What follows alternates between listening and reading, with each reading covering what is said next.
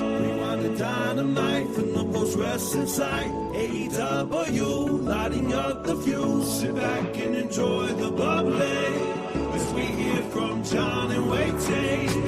Where we're going, we don't need roads. And if the buck stops here, this thing might blow.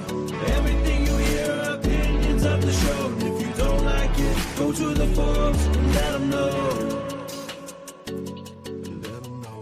Hello. It is John Pollock and Ting with Rewind-A-Dynamite coming off the spring breakthrough edition from Everett, Washington that we will be getting to momentarily. WrestleMania week underway on the Post-Wrestling Café. Mr. Ting and I have been going daily thus far. 3 shows in the can so far. We have a Monday show with Brian Mann and Bruce Lord, who stopped by as we teed up the week. Tuesday, Michael Bocchicchio from Highspots joined us, and we did a live watch-along of The Invisible Man versus Invisible Stan, starring Bryce Remsburg from Spring Break 2019.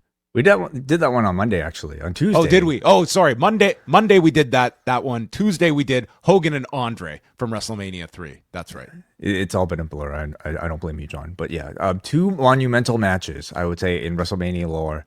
1 and 2 for most. Yeah, the top 1 and 2 matches ever. GCW should hand out the Immortal Moment Award at their next awards and hand it. Bryce can accept. I think it would be very deserving. But today, of course, we had our friends at Poison Rana join us for the best and worst of WrestleMania. For those of you who are fans of our year-end shows, which I certainly am, one of my highlights of the year, we welcomed our friends from Poison Rana to talk about, well, the best and worst of, the granddaddy of them all, okay? And what illegitimate stepchildren would this granddaddy have? Yes. The only WrestleMania podcast this week that's going to give you the Cole's notes on the Watergate scandal and how it tied into WrestleMania past. What's the dude's name? Gordon Liddy? G. Gordon Liddy. You know what? I that name will be etched in my brain from now on. Did you actually go and rewatch the boxing match from WrestleMania 2?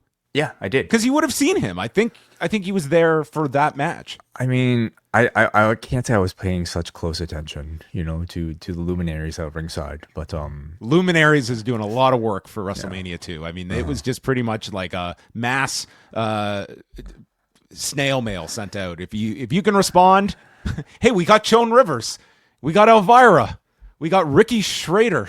Like, it's just the woman from Clara Peller.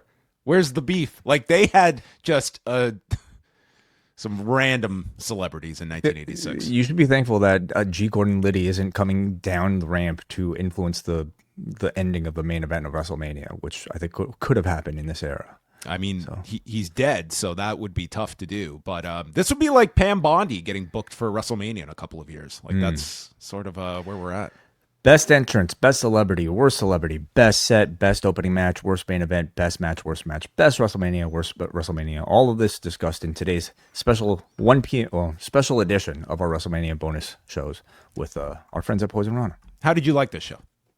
I enjoyed it. I'm really bad at these lists, first of all, so I thank you, your encyclopedic knowledge, and also Braden and Davey for their great chemistry, for I think really holding that show down. I find these shows really tough, especially because I retain nothing. I retain very little.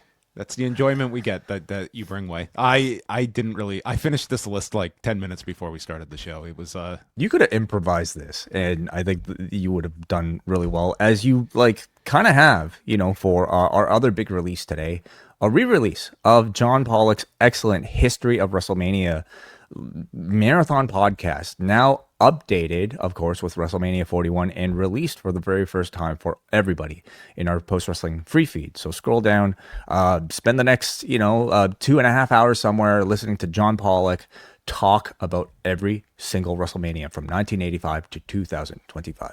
Yes. Way requested the history of Backlash, and I said I don't know if I have that one in me, but yes, the history of WrestleMania. This is like the soft cover release where it's got a bonus chapter at the end for WrestleMania 41. Pretty much, yeah, exactly, yeah. Great job with this, and for those of you who want to watch it on video, it's up there on YouTube as well, chaptered. If you want to just zip over to your favorite WrestleMania. Well, I know what everyone is looking forward to, and that's not WrestleMania. It's not the Raw after WrestleMania. It's the Rewind-A-Wai after WrestleMania, the big party of the entire year. And it is the special Patrons Pick edition. The polls close today, and Wai has the sealed results. I actually don't know who the winner is, so Wai is going to reveal the results to us. Once again, Wai and I made 2 picks each for you to vote on over the last 2 weeks. Wai chose Spring Stampede 1994, which features Ric Flair against Ricky Steamboat, and ROH At Our Best from 2004. My choices were WCW Uncensored 1995 and Louis Theroux's Inside the Manosphere that recently came out on Netflix. So it had been very close. Whenever I would check, it seemed that the winner was shifting. So Wai, the floor is yours to reveal what we are reviewing next week. So essentially, it came down to like the good WCW show, which was Spring Stampede, and then it came down to the bad WCW show, which was WCW Uncensored 1995, or the 2004 era ROH show, which features CM Punk and AJ Styles, or Louis Theroux's Inside the Manosphere. And this was, like you said, John, a very dramatic race. You know, for a long time it was Uncensored, which was in the lead, and then all of a sudden like Louis, it was like sort of neck and neck between Spring Stampede and Louis Theroux's Inside the Manosphere. And I'm glad to say that we actually have a definitive winner, and that will be WCW Spring Stampede 1994 with 30% of the vote, just beating Louis Theroux's Inside the Manosphere at 29%. They are followed by WCW Uncensored at 22%, and then ROH At Our Best at 20%. So all the choices, I would say, like getting some love. But Spring Stampede people, like they want to hear us talk about Dustin Rhodes versus Bunkhouse Buck in a bunkhouse match, Steve Austin versus the Great Muta, the Nasty Boys and Cactus Jack versus Cactus Jack and Max Payne in a Chicago street fight, and of course Ric Flair versus Ricky Steamboat for the WCW World Heavyweight Championship. All right. So Spring Stampede 1994 coming next Thursday on Rewind-A-Wai. So folks, if you are on board with the Post Wrestling Cafe, you will get this review coming up this month. Look forward to chatting about this one. Maybe we'll show some love to some of these other choices too at some point. Yes, we did get a lot of support for the others, so we will have those in the backlog. So stay tuned for those. I know Wai really wants to see this Louis Theroux documentary, and the man doesn't do anything for his own entertainment. It needs to be tasked as work. So let's give the man a chance to sit back, make some popcorn, and watch a bunch of toxic male figures defend their life choices. Almost 400 votes. So thank you to everybody who, are very active at the Post Wrestling Cafe, whether you're a free tier patron or a paid patron. Appreciate all of you guys being there and joining. All right. Let's get into tonight's edition of Dynamite from Everett, Washington, the Angel of the Winds Arena. 2,866 tickets distributed according to WrestleTix. Last year, 2 years ago, on May 15th, 2024, for a Dynamite that did 3,553. So despite Darby's best post-ring efforts, not achieving the 2024 level. You should have done a better job. I can't remember the last time I heard someone on a national wrestling show. I was postering the town. It's like, that's amazing. Man was dedicated. Like considering some of his extracurricular activities, this felt like some of the most tame and maybe believable, Darby Allin extracurricular.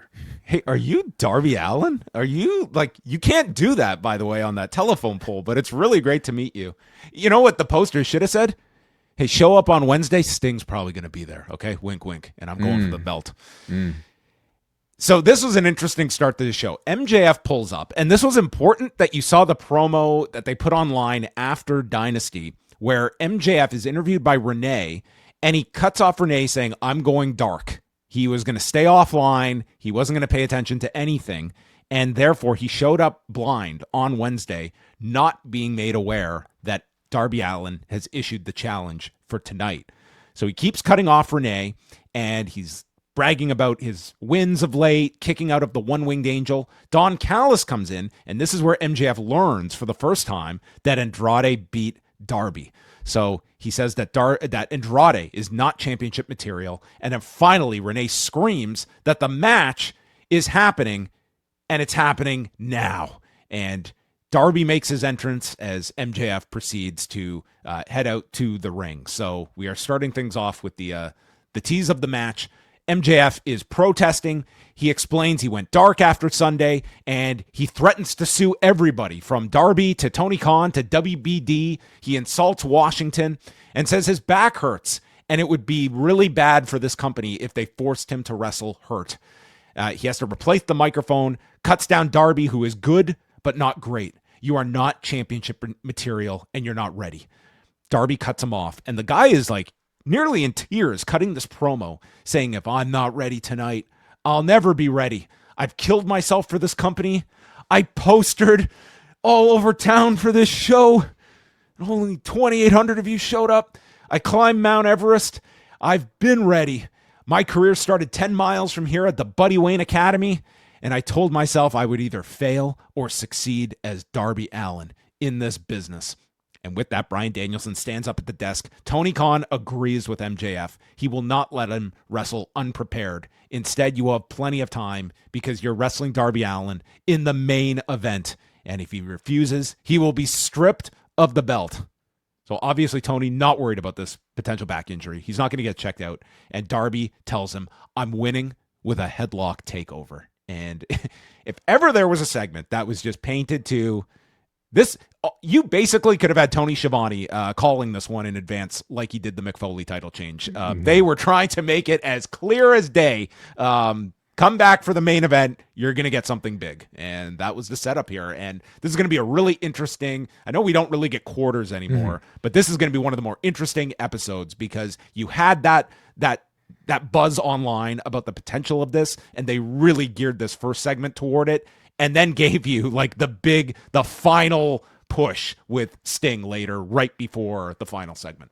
Yeah, obviously intentional, but like they were heavily telegraphing that a title change was about to occur tonight, and like they were shooting for as big an audience as they could possibly get for this. Yeah, and in that sense, like this felt very like raw, like 90s 2000 like type of like feel, like talking segment to start the show to lead you towards the main event, but I don't think there's anything wrong with that, especially in the way that AEW does it, where like whenever they do something like this, it's going to lead to something significant, and just for the for the retention of the audience and for building anticipation for a match that doesn't have the benefit of having a pay-per-view cycle in order to really kind of build hype for. I thought it was very effective. Especially though through Darby's very passionate like promo, like the emotion on his face, I think telegraphed things about as much as like really anything else. You knew this was going to be a very significant night for him, so it just kind of raised the stakes and raised our expectations that a title change would be taking place that much more. So like it was a very believable speech where it sounds like he is speaking about some level of truth about what it means to him to be a champion. So yeah, very strong opening segment. I don't love that, like the whole MJF like going dark and like being unaware of this stuff. Like I just find that a little bit hard to believe in this day and age. Like I feel like there could have been a way to set up like MJF not wanting to wrestle him without doing something that I feel is so cartoonish, especially for somebody like MJF, who I feel like tweets all the time. But anyway, very minor criticism. Otherwise, this whole thing I thought I felt the same way. It's like, yes, you can cover it with like they explained, like they gave you an explanation. They didn't insult you with the idea this guy just had no clue about anything that everybody else knew for 3 days. It was like obviously coming out of this match, they want to have a built-up case for MJF to come back with. And you wanted to promote this match for several days from the pay-per-view. But I agree with you. Like it is kind of preposterous that this guy went 3 days with being advertised for this title defense, and nobody, like his wife didn't say, I know you're in his wife was a reporter. Like, yeah, I was like, just text your husband and be like, by the way, you probably shouldn't go to Everett this week. Yeah. Although in canon, we don't know that she's his wife, right? I guess not. Did they not? Well, kind of. Like Jeff Jarrett brought her up, like in in those promos. Like we've had references to her, but I guess not by name. Sure. Also, like continued hinting towards MJF and Andrade being a next destination for both of them. Yeah. So we go back to after the pay-per-view, and Shivani's trying to get a word with Kenny Omega, who is so dejected after the loss to MJF. he just tells Tony, I've got nothing to say. And he goes, he sits down, and there in the trainer's room, he sits next to Will Ospreay. And both men are just reeling after their respective losses. Omega laments that he let everyone down, and Ospreay brings up Wrestle Kingdom 11 when you lost to Okada and says, Omega just says, I don't have any time left, but you do. You've got the heart of a wrestler. It's all you from here on in. Will says, we still have this, and said, it's my dream to be AEW champion. I hope it's yours too, Kenny. And Ospreay calls Kenny his hero, and Omega is left there on his own. Says, maybe he can't give up. Maybe there is still a chance. And he's getting up, and he's pacing, and he's got to acknowledge no more cameras here. I was like, I don't know if we needed that at this moment here. It was like, I was into this scene already. I will say this. There are few performers that could probably pull this off without it getting like a little too cringy and such. And there were certainly like cringy lines here, but they were not delivered in that way. But what did you think about the heart-to-heart here on the medical table? I feel like Kenny of like maybe like 4 weeks ago, like it would have been hard for me to see him in a scene like this. But like I think over the past 2 weeks, like Kenny seems to have suddenly gotten a lot more serious about his acting, and I think to his Kenny, betterment, yeah, dropping certainly. Like the wise cracking delivery. Yeah, this is about as far from like, you know, bottle chugging Kenny Omega on BTE as like we've gotten in quite some time. And I thought Kenny was just excellent here. Both men were excellent here. To me, that this was, you know, a scene that I think effectively establishes how down in the dumps both of them are. And it perfectly sets up both of their comeback stories to the point where like it makes you wonder if this will be the big match at the end, you know, on the biggest show of the year. Could this be the or main could event? These two be in the final of the Owen? Like that could also be a potential. Like they both want to go for one more title shot, and they're in opposite brackets. And you could viably see either one of them winning the tournament, because that is going to be the struggle of the Owen, is convincing anyone that Will could not win the Owen. And Yes. Omega might be the only believable opponent you could see winning. Yeah. But I do want to consider like that this could be, or maybe even should be, the all-in main event. It's possible. There were many people who thought coming out of Dynasty, like this could have been our main event, like pretty much set coming out of this. What is the biggest match AEW can make? I do think it's probably this one. Yeah. So I wonder. I do wonder if that could be the destination. I do also love the fact that like Ospreay used Wrestle Kingdom 11 as like his sort of anecdote to suggest like why he believes in Kenny. And you know, AEW is still a relatively young company, but like they have a decade plus or more of like history to play with these guys' individual careers, because they recognize New Japan history as their own history. So this partnering and this relationship, I think, is that much more crucial to AEW for reasons like this, because you know, like people with WWE history, they don't exactly reference in much the same way. So sometimes it'll get brought up to us and it's like, oh, it only had this many minutes of wrestling. And you and I, we always say it's like, if it's good, it's good. The first half hour of this show, there was like no wrestling, and it was excellent. I thought these segments back to back they set up so much, and like this is what you want out of your television. Like it's not like quality is quality, and it's like you are enhancing interest by how you shoot your angles or matches that lead to them. And I thought this was just a tremendous start to the show. It's something I didn't even process until you mentioned it to me. But like, especially coming off of a pay-per-view that is so like it carried so many consequences for like the losers. Exactly. You know? Like that is like, if you miss this show, it's like, yeah, there was some great wrestling, but look at the losses and how this is going to spin these two into like, they were going in with the thought we had to win these matches, and now we lost. And how do we rebound? It's like, it's the consequence of the loss. And as a result, you come up with like wonderful segments like this that felt like it was laying the foundation for what I think could be the all-in main event. So this is a very important segment. We start with Tommaso Ciampa and Dezmond Xavier. Ciampa gets onto the microphone telling the people chanting "bald" to quit that crap and save it for someone else. Xavier comes back. He hits a tornado DDT and misses the 450. Project Ciampa gets countered by a Rana, and he hits a frog splash. Ciampa kicks out, and then he hits a Project Ciampa pulls down the knee pad and wins with the knee strike in 9 minutes and 44 seconds. He calls Dezmond Xavier an example. I am sick of waiting. I want all of the gold, and I'm coming for the winner of MJF and Darby Allin. So, I mean, we do have to give credit as a differentiator from the last segment. This guy, no consequence from his loss in the gauntlet match. He did have a chance for that gold. He's just like, okay, forget that belt. I'm going for the big one now. So, I mean, he's got his strategy in mind. Yeah, Sylvie is unfortunately maybe not such a destination for him anymore. Well, he could be looking for another Goldie. You know, that could be just as compelling. But you know, I mean, I think it first of all really telegraphs the finish for tonight, because Ciampa MJF just doesn't seem as likely as Ciampa versus a babyface like Darby Allin. But I do think like Darby Ciampa is a great first bout for Darby, one that I see more so for television rather than like pay-per-view. But it shows, you know, like some elevation of Ciampa to put him more into a world title level than mid-tier, but he's certainly capable given what he's shown in ring and on the microphone so far. There's a Darby Allin video featuring old footage, climbing Mount Everest, putting the flag on top, his return to All in Texas last year, and then beating Andrade over the weekend. FTR and Big Stoke came out, and they read online that winning again makes all of you fans angry. They call the fans losers. Copeland and Cage couldn't get the job done. You're never getting another title shot as long as we are champions. Stoke says that they are the Goliath, and there's a lot of wannabe Davids in this company, and they always get bitched out.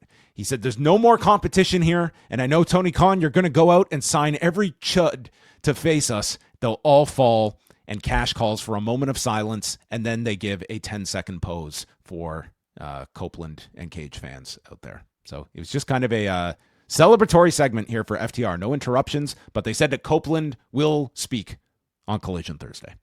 Yeah, they do line out like some of their challengers in the division in Bandito, Bang Bang Gang, Bucks, of course. So, yeah, just more to, I guess, confirm the dominance of the group in the division. Kevin Knight made his first defense of the TNT title against Claudio Castagnoli, and Claudio's torquing on the arm early on.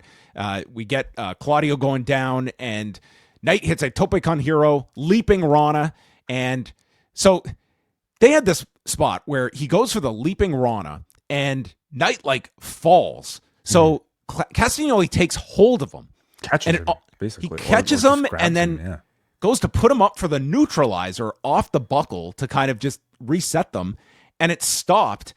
And then he goes to like send Knight into the air for a midair uppercut, but Knight is like too far out, so Claudio plants his feet, then hits the uppercut. It was like watching someone on wobbly skates that just did not want to lose control here. It was a little bit clunky from like a pro wrestling sort of like gracefulness sense, but it also to me looked realistic. And if this was an actual fight, because ultimately it was Claudio hunting for an offensive maneuver, hunting for that European uppercut. It didn't look pretty, but then like once like, you know, it kind of fails. He just like shot at Knight with that European uppercut and knocked him down, like, you know, with brute force anyway. So I thought it kind of worked out. He goes for the giant swing, but the sharpshooter is stopped, catapults Knight, and he leaps off the buckle into a clothesline and wins with the UFO splash in 9 minutes and 44 seconds. He puts over Claudio on the mic and said, you know, we lost the trios belts right before I won this, but tells Speedball not to blame himself, which was an interesting line, and that Knight is riding high since one door closed, another opened, and he too will be watching MJF and Darby very closely tonight. Mm-hmm. Yeah. It seems like, you know, through Tony's booking, we kind of see this pattern of like, for every pay-per-view cycle, he kind of like has like 3 to 4 people vying for the championship. And I think it's wonderful, like, because it just continues to like put that sort of spotlight on people and conditions your audience into thinking these guys could be someday title level contenders. And it just kind of gives them enough story and focus to build to whatever actual match they're actually having on the pay-per-view, even if they're not successful.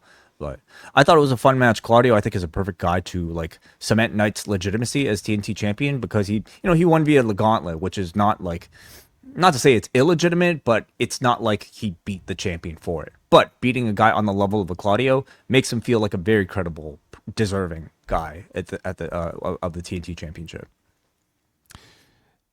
After we go to, well, we come back from break, and Jericho is introduced by Renee. He comes out to the ring, and we cut right to the front row, and there, right in your face in the front row, is Jim Valley. Gets an isolated shot here on camera. Oh, yeah. And Jericho says he's so happy to be back in AEW. Says it's great to be back here in Everett. And says that Sunday was one of my favorite matches. But he does acknowledge, I did lose, but it's not because I was rusty. It's because I was outnumbered. So the demand interrupt. Ricochet respects Jericho, but I warned you in advance, and I had to take you out with the Rico Salt, and tells Jericho to quit. Lists all his different reinvented characters, and his newest reinvention is going to be a guy that gets beaten up by the demand every single week. And so Jericho responds by constantly referring to him as bald and Toa and Khan as dumb and ugly, and challenges him to a one-on-one match right now. Ricochet agrees and tells GOA to stay back. He jumps into the ring, but then GOA instantly come in and they lay out Jericho, including another Rico Salt. Yes. Mm-hmm. And Jericho had no friends here, no one to back him up. Yeah. Well, he was an asshole. He was a villain for like pretty much the entire duration of his stay. So I guess not too many people coming to his rescue just yet. Now, like I continue to find this somewhat interesting to just study. Like what is the idea behind this Jericho reintroduction? Is he an insincere good guy? Is he supposed to be just setting us up for like some sort of swerve coming up? But like at this point, he didn't get a negative response here. Like no, he didn't. After the way the match was booked on Sunday, and after this segment, it just feels like a very earnest Jericho babyface reintroduction, right? And it's one that is working at this point. There's also the idea that he might be reintroducing like old gimmicks, of the past, doing some sort of nostalgia thing. Last week he did the list. This week, I don't think there was anything obvious, but the way he was doing the whole bald thing felt very reminiscent to me of like late 90s Jericho, like early babyface WWE Jericho. But it's so like, to me, that's relatively subtle. If you really wanted to confirm that, he probably would have thrown in like a never ever, in there. Didn't do that. So I'm kind of just left a little bit sort of like mystified about exactly what the intent is. But if the idea is to simply get over as a babyface, it is effective. Like these crowds, now that we're out of the Canada, are still reacting to him well. Yeah, like that. I think you just ride this as long as it's going, and you're positioned opposite the demand, which is going to be like one of the easiest heel acts for audiences to get on. I just think like the next step of this is the whole thing is I lost because I was outnumbered. I mean, it naturally would suggest if it's Big Cass and Brian Keith coming back to be paired with Jericho, because I think we have to get a 6-man out of this at some point based off the promo here. I don't know if you want that retread. Like to me, that just brings up like bad memories. Not to say like, what is it? What was it? The learning tree. The learning tree was that bad, but it was certainly not good. I don't think you want to hear the term the learning tree, because No. I think that is just do not remind people of that. I just think it has a very bad connotation. Yeah, But he's that doing was the well segment. on his own as a solo act. After Dynasty, we have Callas and Okada backstage, and Takeshita storms by. He's called on, like, what happened out there? And he just insincerely says, it was an accident. Oops, I'm so sorry, to Okada. Excellent. Fantastic. Why are we in such a rush to get to this match? Let's just let this ride for a year. I'm true. fine. Let It's this true. be our Wyatt 6 and MFTs of Dynamite, okay? I enjoy these two every week. If All they don't this get to is- the match, I think Double or Nothing is going to be the match, but I enjoy these two very much. And it doesn't So- feel stale to me at all. It doesn't at all. I do think it has enough legs to like maybe do a series leading up to All In, like because it just feels like this is bigger than anything else for them at this point. But yeah, we'll see. Will Ospreay, who somehow is cleared for this, he's going to be wrestling as a mummy here with so much tape on him against Hechicero. Don Callis is on commentary, and this brought back the ice chant, which came up several times in this match. Marina Shafir is also shown in the front row scouting Ospreay. And this was a very entertaining match, especially for Hechicero.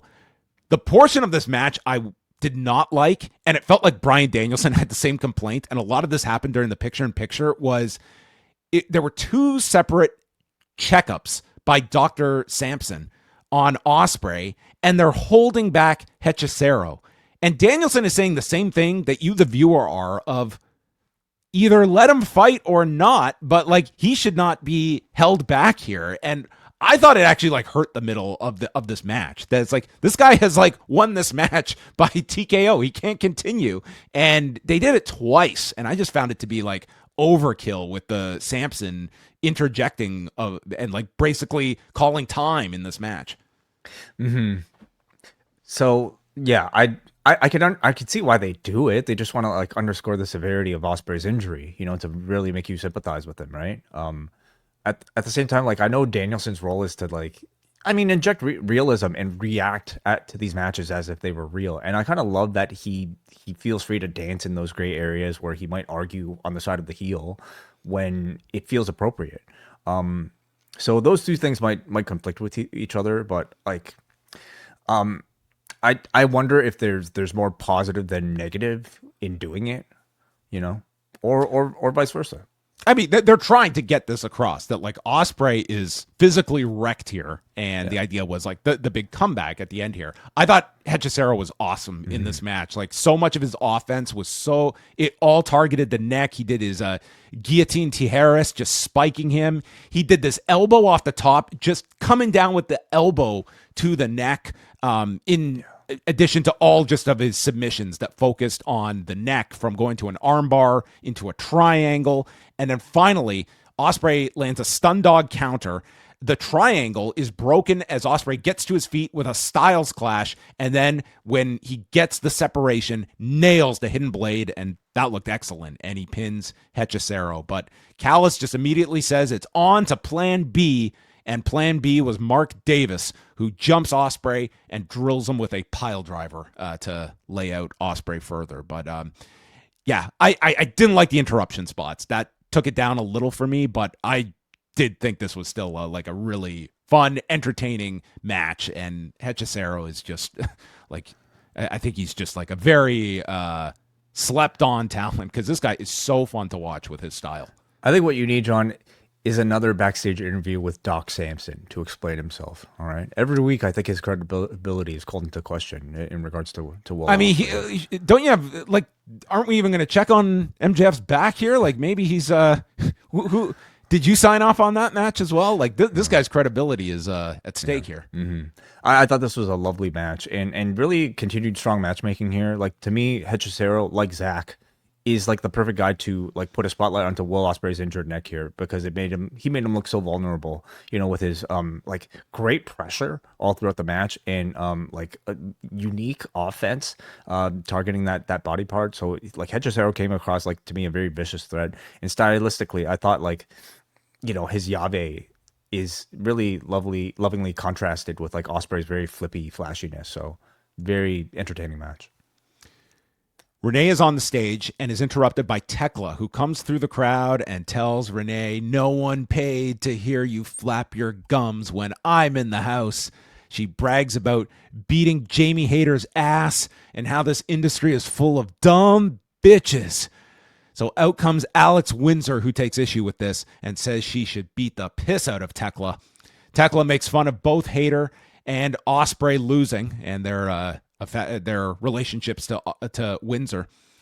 And Windsor says, "Aren't you the girl stupid enough that got fired in Japan, you silly tit?"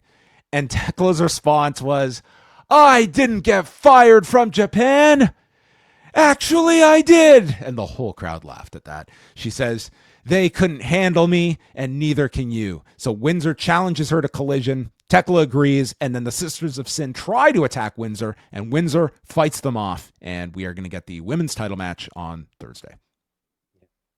I found the interaction engaging. Both are like were able to showcase their charisma pretty well here, including like Thekla, who actually like made people laugh, you know, with her reaction to the firing. It was to me bordering on being a little bit annoying. I don't know if you had any of that feeling, but like it was bordering on that. But I thought it was overall like still enjoyable. I'm not at that with Thekla. I find her to be really entertaining in this one. I will say What is getting a little more like Windsor is clearly trying to do the Alex Windsor. It's like, okay, that it doesn't have to be utilized. You don't have to force it. Yeah. You know? Death Rider's got a promo. Moxley, just great here. He says, Ospreay, nothing ever surprises me because I know where all the cards are going to be played. He asks Shafir, how did he look out there? And she says, rough. Ospreay, you laid all your cards on the table. I just took advantage of it.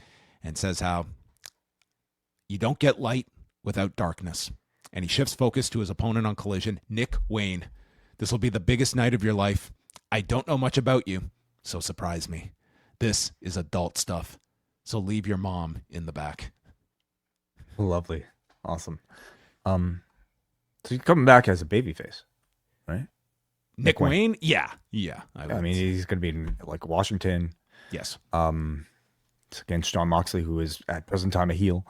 And, you know, this whole scouting Will Ospreay stuff obviously keeps the Death Riders' interest in Will Ospreay alive, which might lead us to think about a United Empire Death Riders feud that's ongoing. Willow Nightingale against Kamille for the TBS Championship. The comeback killer, Willow Nightingale. So Willow's got her shoulder taped up and really selling the injury that was further damaged by Kamille on the pay-per-view. And Kamille just focuses on the shoulder for the whole match. She snaps it on the top rope. Willow has to use her good arm for chops, and there's constant arm ringers. And then further hit some clotheslines. Eventually, Kamille goes down and is hit with a pounce. And Willow can't lift her for the Babe with the powerbomb. Kamille hits a Rough Rider and then goes back to the armbar, whips the arm into the canvas, and then Willow pops off the shoulders of Kamille, just runs her into the corner and catches her with a backslide and defeats Kamille. This certainly was not match of the show, but I thought they kept this simple enough that I didn't really I was not looking forward to this match, and I thought the shoulder work was a good way to work this match for the time they had. I would go as far as to say I thought Kamille looked good here. At least like maybe much better than what my impression of her is compared to what we have previously seen of her in AEW. Like, they didn't structure this to be like overly ambitious to have to, like, they kept it like simple. You've got an injury, work the injury, and it was to the strength of the match, I thought. If the concerns are about whether or not Kamille could like keep up with like an AEW level of like work, I felt like she certainly might have had that chip on her shoulder where she wanted to prove to the AEW audience that she could, and they centered the match around like body part injury, you know, and showcased her technical ability, and I would say like solid like in-ring repertoire, at least like in this match. So I thought it was successful in changing my mind on Kamille, or at least like making me a little bit more optimistic about like what we would see from her in AEW. Pleasantly surprised is what I would put here. Backstage, Chris Statlander and Hikaru Shida cut a promo. Well, Statlander stood there, and Shida did the whole promo, mockingly congratulating Willow and how the two of them made a great team. They're AEW originals, and they're teaming up Thursday. And then Shida just walks off, and Chris is left speechless. So, fine promo here from Shida.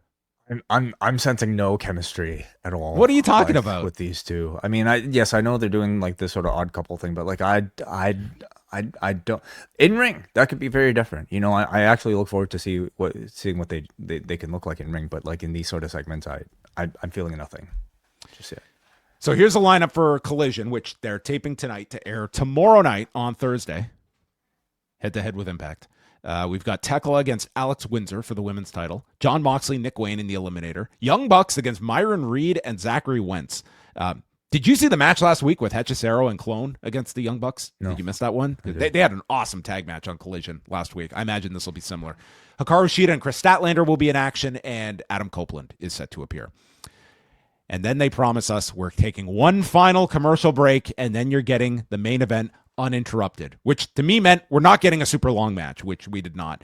And it's the final walk and talk with Darby and Renee. And there is Darby, asked his final thoughts, and in walks Papa Sting. And Sting is here, and literally every single person watching this was realizing, oh shit, they're definitely doing the title change. And Sting gives them the pep talk of all pep talks, says, go take it, it's your time.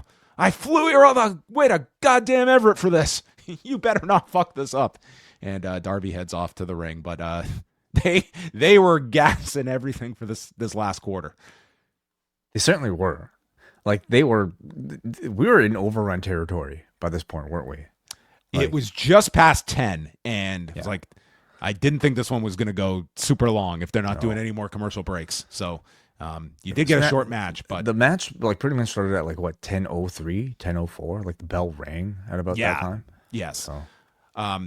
So they make their entrances. The match begins. MJF hands over the Dynamite ring to Aubrey Edwards, who turns her back to remove the ring, and MJF kicks him in the balls and goes for the headlock takeover, but Darby's ready and stops it, and in doing so, runs MJF towards Aubrey, whose back is now turned again, and he hits MJF low, and he proceeds to put on a Scorpion Death Drop, or hit a Scorpion Death Drop, and hits a coffin drop from all 4 turnbuckles, and lifts him up, headlock takeover, and pins MJF as Excalibur yells, quote, "Oh my God! Oh my God!" And Darby Allin is your new champion. The locker room empties. We get Brody King, the Bucks, Colt Cabana making a rare appearance. Mystico. This was the most surreal to see Darby here and Mystico just standing in the back in a tracksuit. And Sting is the last one out as he hugs Darby. The confetti comes down, and that's how the show went off the air. Not a super long overrun, especially considering last week almost went to 10:30 in comparison. But a new champion, and they went with the idea that many surmised after Sunday that they would. How did you feel it came across, the whole presentation? Well, this closing scene is absolutely beautiful, and one that I think will be remembered for probably certainly Darby Allin's entire career, but like an AEW viewers, I would say for a long time. And it evoked, I thought, like great other babyface celebrations with the locker room spilling out, like Brett at WrestleMania 10. Certainly the way they built up to it in 2 hours, I thought was a very good, well done job in teasing us and letting us know that something significant was about to happen. The promo was great. And it felt like a big moment in Arena. I do wish the match was a bit more substantial. And I don't know if they had to cut things down for time for TV, but to me, like the effect of this felt very much like they were simply quickly executing a title change on paper rather than something that felt like more of a struggle, which I would want for a character like Darby Allin for his first title win.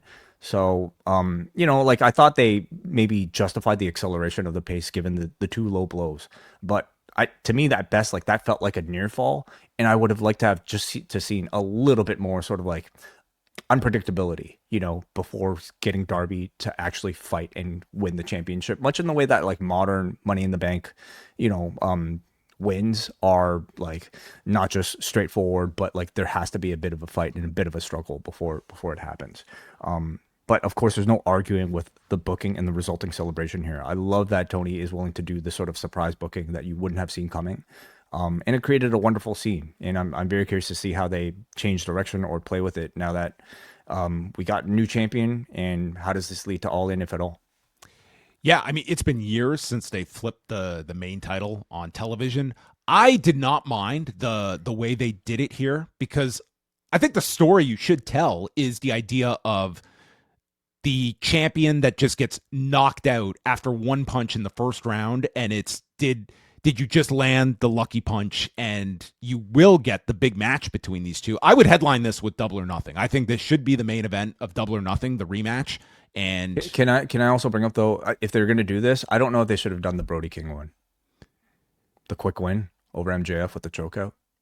Right. I mean, you can. It's the idea being that, MJF came back and then he beat Brody King. So the idea here is like they're teasing you that Darby might drop it immediately when he faces MJF. I think you want to present Darby as this champion that can lose it at any time, because I don't think it's going to be a super long reign. I don't think anyone is expecting Darby to go into England with this championship. Mm-hmm. And that's not the worst thing, to have a champion that you do have that idea that he could lose it to anybody at this point. But do you see him and MJF at Double or Nothing, or do you even see them doing that beforehand and something else is slated? How many weeks are we away? it's over a month. It's like May 24th, 25th. Like it's 5 weeks until Double or Nothing. So they do have some time.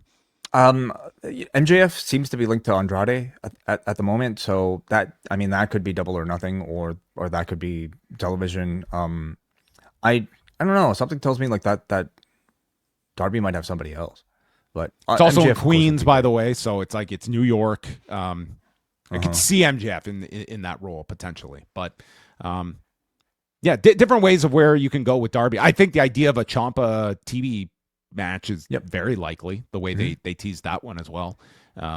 So there you have it.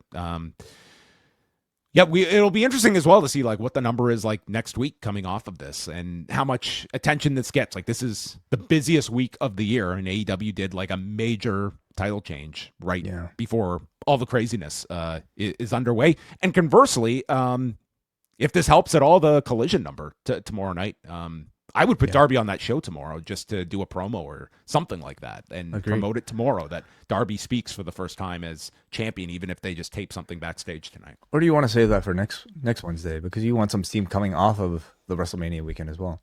They might. It is Everett, right? So, but this crowd got the title change. Maybe they got their Darby fill for the week. All right. Well, that was Dynamite. I would say more. It's just like, coming off the pay-per-view, I thought they really did a great job of like not just, selling like the big losses by Ospreay and Omega, but also like the benefit of Darby's big win, and it paid off on television. And I think every now and then you do want to do something big like this on television that, for future title matches, like the idea is that, the title, sometimes it will change hands on TV. And boy, did they really want to force this one into you over the first hour and 58 minutes of this show.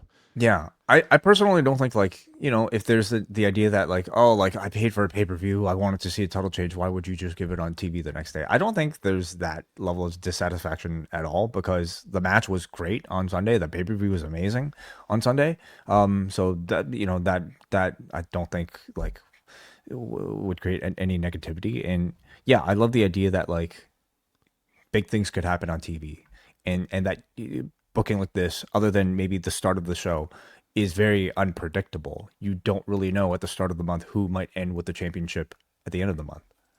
Now, if this either goes back to MJF or your idea that like it could go to Kenny Omega, for instance, if that's where we are heading into the summer, do you look at this title change differently if this is just like a quick fix thing with Darby, or you think this was worth it on its own just to do for the sake of it? Well, part of me does wonder, because I think like the holdout of Darby winning was one of your big ones, right? Like he's one of the pillars who's yet to win it. And I would suggest like more so than Jungle Boy, certainly more so than Sammy, like the one people probably care about the most. So to execute it and give it away right now, that is a significant event. And what is the justification for it other than it being in Everett, because you can only do something like this once. So, I mean, I have faith in Tony, like for doing something significant with it, with this Darby run, rather than just a few weeks, or even months.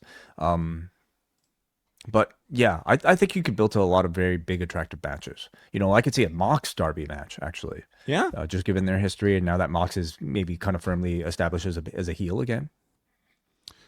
All right, everyone. Just to wrap things up. So Thursday, it's going to be a very busy day. The Collective, it's kicking off today, and then it continues on Thursday on Triller TV Plus. There's a Progress show going on at 2 p.m. Eastern time.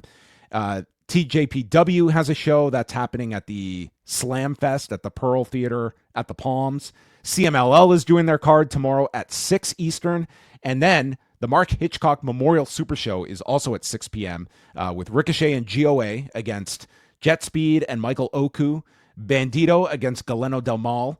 We've got a four-way match that looks spectacular here with a Dragon Gate representation. We have Lucha influence. The Swirl will take on Flash Morgan Webster and Mark Andrews. Mark Davis against Masato Tanaka. And Rhino and Heath will take on Headbanger Thrasher. And I did hear that like Mosh is out, but they have a replacement who I don't know who it will be with Thrasher. One can only guess who will get that spot, but that's happening at 6. And then, of course, we have Impact airing tomorrow night, Collision, which will be going same time as Impact. And then we have the Death Vegas Invitational that everyone is focused on. El Desperado and Jun Kasai against Matt Tremont and Nick Gage and Masashi Takeda and Rina Yamashita. Zack Sabre Jr. is on this show. We have a million different variations of death matches on this show that I think is up to 7 matches. And then there's House of Glory and there's the MDK Fight Club. Can just on this Death Vegas Invitational, sure. Can I read some of like the way these matches are built? The Zack Sabre Jr. match versus the unknown wrestler, handpicked by Hikaru Sato, is the world's best technical wrestler versus the first-class third-rate. Is what this is being billed as. We have the Rigged Roulette, a House Rules hardcore match. With Gringo Loco, Joey Janela versus Gato and Daisuke Sasaki. Should be interesting. Runway Rush and Crash, a drop dead gorgeous 3-way tag match. Between MXM Collection, Yamato. Am I reading the right show? Wow. They're on this show. We got MXM versus Price and Oliver. Yeah. Yep. Versus Yamato and Kushida. We got a sexy hardcore 3-way match between Effie, Jimmy Lord, and Ishin. Deadly Airtime and Cutie Crime, high stakes heartbreak jackpot match. Starlight Kid and Dragon Kid teaming up against El Phantasmo and X, unknown. And then of course the invitation only 11 pieces 3-way death match. I mean, the draw is the titling of these matches for me. Wow, interesting lineup. Yeah, and also I don't believe this is streaming, but for you in Vegas folks, Dark Shake is presenting the worst show all Mania week. If people want to check this out, this includes a mermaid versus mermaid match, 2 5'5" guys in a 45-minute Iron Man. Hold match. On, is this the actual poster? Yes, this is the actual poster made on a phone. Yes, DQ's match, double elimination, 1 count scramble gauntlet royal. Falls count only here match, a double blindfold tag match, an NBA Jam challenge, and a mini game massacre finale. This is a 21 plus event for $20 happening in Las Vegas on Bonanza Road. And boy, does this sound like a bonanza for those that are in Vegas as well. I mean, in the absence of like a Kaiju Big Battle, at these weekends anymore, I love that like anybody can throw a show like this out there and maybe garner some publicity and some interest. I'm sure they will garner some level of crowd, if not maybe even sell out entirely. Okay, well there you have it, folks. Wow. That's just Thursday. So we are going to be back Thursday, 1 p.m. Eastern time on the Post Wrestling Cafe, and we're going to be doing an extensive, exhaustive breakdown of both nights of WrestleMania, and we'll also be going over some of these cards for Thursday night as well. So we'll catch up on all of the other news because there's been a lot of it coming, and a big note that it is a great time to be on board at postwrestlingcafe.com, where we will be presenting plenty of shows this week. We're going daily through Saturday, and then we're back Saturday night and Sunday night here on the YouTube channel after WrestleMania. But there's plenty more this month on the Cafe. We are going to be doing your Patrons Pick review next week on Spring Stampede 1994. We're also, on the other side of WrestleMania, we're going to be bringing back the Double Shot to do reviews of each episode of the new Hulk Hogan Real American doc series that comes out next week. So we're going to be starting that coming up soon as well. And a big mention that this week, they're not taking the week off. Rich Fan and WH Park will be reviewing episode 5 of Daredevil Born Again. Folks, one of the best. This was my favorite Daredevil episode of either iteration. It was such an incredible hour of television. 5? You're speaking of 5. 5 is better than 4? Yes. This one was better than last week's. It was just, It was amazing. Okay. This was sit back, have some pineapple juice on ice, and you just watch the theme of mercy be explored over different timelines, different characters, being reunited with some characters and saying goodbye to others. That was episode 5. What a tease. chef's kiss of an episode. Interesting. Wow. If John Pollock gives it that much of a seal This of season has approval. been so goddamn good. This second season of Daredevil Okay. Born Again. It's amazing. All right. Best time to join the Post Wrestling Cafe, perhaps in our history, is this particular month, because for new members we have a 50% off sale, and that means for $4 you can get everything we've been talking about, including XL editions of this particular podcast, ad-free, if you're sick of those things.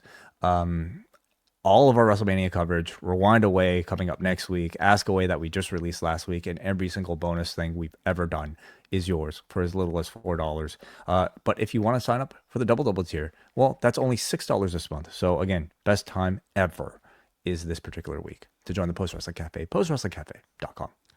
We've got a lot of feedback to get to, so we're going to say goodbye on the YouTube channel, and we're shifting on over to forum.postwrestling.com.